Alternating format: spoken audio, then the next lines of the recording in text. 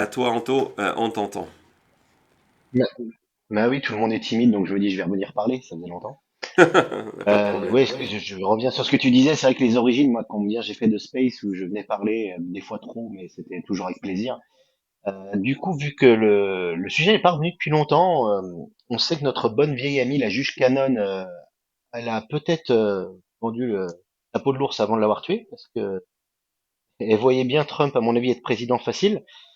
Est-ce qu'on a une idée des chances de l'appel du procureur Smith? Et est-ce qu'elle a de grandes chances de sauter? Euh, ouais, donc pour rappel, le lundi, avant le début de la convention républicaine qui commençait le lundi soir, donc le matin, elle a pris cette décision de dire elle classait l'affaire, qu'il n'y avait plus d'affaire de Mar-a-Lago des documents secrets, parce qu'elle estimait que le procureur Smith n'avait pas l'autorité, que sa nomination et son paiement, c'était au cœur de son explication, n'était pas légal, et que donc toute cette enquête-là n'avait pas de légalité, et donc toute cette procédure n'avait pas de légalité. C'est un cadeau politique, tu fais bien de le dire, un énorme cadeau politique qui était donné à Donald Trump pour lui donner un boost supplémentaire. On sortait de la tentative d'assassinat. Je ne dis pas que la tentative d'assassinat est un calcul politique ou un boost politique, mais le résultat de cette tentative d'assassinat a été le fait que à ce moment-là, Trump remonte dans les sondages et qu'il y a une espèce de comment dire ça, de consensus général de dire ben voilà, il va gagner l'élection. Le boost qui suit, c'est non, Kamala Harris n'est pas encore candidate, c'est la juge Cannon qui donc déclare ça. Donald Trump, on remarquera dans son discours d'investiture du jeudi, c'est la seule affaire dont il parle, et en expliquant que il vient d'être complètement exonéré par une juge brillante. D'ailleurs, parenthèse, il a dit tellement de choses folles hier dans sa conférence de presse que personne n'en a parlé. Mais moi, ce qui m'a vraiment, encore une fois, connaissant notre Donald Trump comme on le connaît ici à la chute, c'est que encore une fois, il a insisté, je pense que c'est la quatrième ou cinquième fois dans un meeting qu'il insiste sur le fait qu'il n'a jamais rencontré la juge Cannon, qu'il ne la connaît pas, mais qu'elle est juste extrêmement intelligente et extrêmement brillante parce qu'elle a pris cette décision-là. Et la règle d'or, c'est que, je le rappelle, lorsque Donald Trump insiste publiquement sur le fait qu'il n'y est pour rien, qu'il n'a jamais rencontré une personne et qu'il n'a jamais parlé avec une personne, c'est exactement le contraire. C'est exactement le contraire. Et c'est dommage dans cette espèce de flux tendu de l'information qui fait qu'on passe d'une affaire à l'autre, d'un propos à l'autre, que ça soit quelque chose qui n'interpelle personne et qu'il n'y ait pas une véritable enquête sur ce niveau-là de la juge Cannon, des activités économiques de son mari, de voir qui sont ses associés en Floride pour ses activités professionnelles. Il y a beaucoup de choses à aller gratter à ce niveau-là, mais je trouve que c'est très intéressant que à chaque fois qu'il veut évoquer la décision de la juge Cannon, il se sente obligé en préambule d'insister sur le fait qu'il n'a aucun rapport avec elle, qu'il ne la connaît pas et qu'il ne lui a jamais parlé. Donc ça, c'était pour la première, le préambule à ta réponse. À ta question, le premier aspect de ta question, donc elle a pris cette décision. Il y a eu évidemment un appel par le procureur Smith qui a été déposé il y a quelques jours.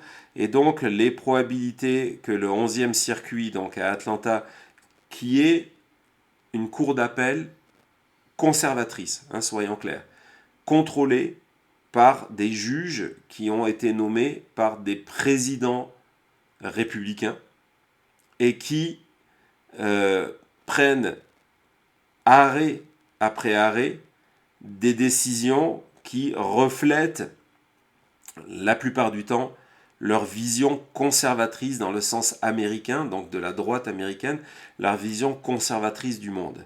Et donc, la probabilité que le 11e circuit rejette l'arrêt de la juge Cannon, à mon avis, on va se garder une petite prudence, mais à mon avis, on est dans du 99,9%. Parce que il n'y a aucune légalité, encore une fois, dans la décision prise par la juge Cannon, mais elle a pris cette décision, encore une fois, raison politique, à un moment où il fallait donner un boost, on pensait, à Donald Trump. Hein, c'est la seule motivation derrière de sa décision. Sa décision, elle est rendue caduque par des décennies et des décennies de jurisprudence. C'est une question qui a déjà été explorée jusqu'au niveau de la Cour suprême et tout va dans le sens d'un rejet de la décision, donc d'une victoire en appel de Jack Smith. Ça, c'est pour le premier aspect. Le deuxième aspect, et je sais qu'il fait beaucoup espérer du côté des opposants à Donald Trump et des opposants à la juge Cannon, et que il y a eu ce qu'on appelle des amicus briefs, donc des groupes d'avocats qui ont déposé des requêtes pour que la Cour les considère. Ce ne sont pas des plaintes, ce sont juste des lettres, euh, des, euh, des, des, des lettres où on explique pourquoi non seulement il faut rejeter la décision, il faut donner raison à Smith, mais en plus de ça, il faut se séparer de cette magistrate parce qu'elle a un historique de décision pro-Trump basée sur aucune loi.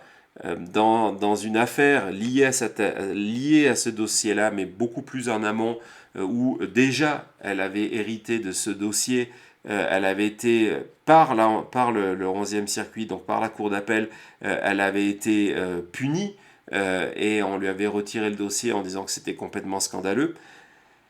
Donc, on se dit, est-ce que cette fois-ci, les magistrats vont faire pareil et vont récuser? On remarque que Jack Smith n'utilise pas cette cartouche-là, il ne la demande pas.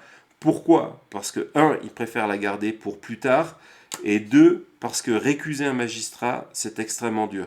Donc les chances que, je ne dis pas que ce n'est pas impossible, mais les chances que le 11e circuit se dise, oh là là, c'est la troisième fois, juge Cannon, que sur le dossier Trump, d'une manière ou d'une autre, votre dossier arrive devant nous et de manière très claire, dans vos décisions qui sont basées sur aucune jurisprudence, au contraire même, vous avez choisi d'aider Donald Trump. Ça ne sera pas dit comme ça, mais en gros, ça serait le cœur de la décision.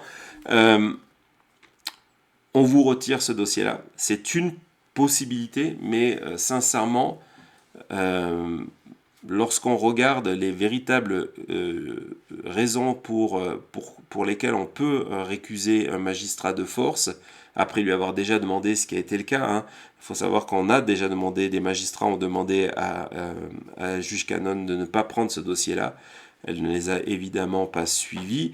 Dans la réalité, il y a peu de probabilités que ça se passe. Je ne dis pas que ça ne va pas se passer, mais dans la réalité, je ne mettrai pas beaucoup d'espoir. Je pense qu'elle va être rejetée en appel et que le dossier va repartir du côté de sa chambre. Que dans le rejet de l'appel, il va y avoir par contre, ça va être assez intéressant, plutôt dans la manière dont c'est rejeté, il va y avoir d'après moi un cadre mis par écrit sur la manière dont la Cour doit poursuivre la procédure, accélérer la procédure et donner raison au procureur Smith. Voilà, c'était une très longue réponse, mais c'est la chose judiciaire, c'est extrêmement complexe. Est-ce que tu as eu tous les éléments que tu Oui, voulais? oui, oui, non, mais c'est jamais simple, hein, et bah il y a toujours cette frustration. Moi, j'aurais presque tendance à imaginer que des juges conservateurs, ils aiment bien la loi et l'ordre, hein. C'est soi-disant leur modo, qui justement, ils respectent le fait qu'elles ne respectent ni l'un ni l'autre très souvent. Donc justement, une sorte de punition qu'ils auraient pu le faire d'office en fait. Ouais, Mais non, bon, il n'y a pas, peut-être une prochaine fois. ouais, il y a pas de punition malheureusement d'office. La punition avait été que lors de sa précédente décision, la réponse verbalement a été écrite, mais la réponse était d'une violence rare. Elle avait été moquée par l'ensemble de la profession, y compris des juges nommés par Trump, parce que c'était vraiment du n'importe quoi. Mais récuser autre chose, c'est Ouais, c'est sans très prendre la très chose au-dessus, compliqué. quoi. Ouais, exactement. En tout cas, merci d'être passé.